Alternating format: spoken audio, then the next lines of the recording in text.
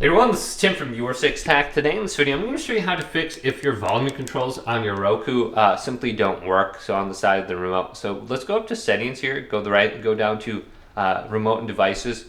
And we could just try going to the right. I'm going to set up TV remote. And if we're on IR, switch to CEC. If we're on CEC, switch to IR. And just see if one of these work.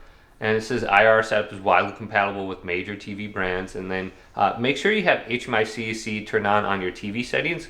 And this one should work too. But if this isn't connecting, go to add a new remote. Then choose your remote. So my volume, my microphone is on the left of the power button.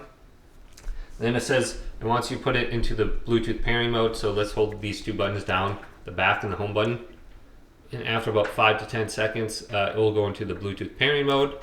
And the screen should go to the next screen now automatically. Once this is blinking, it says pairing.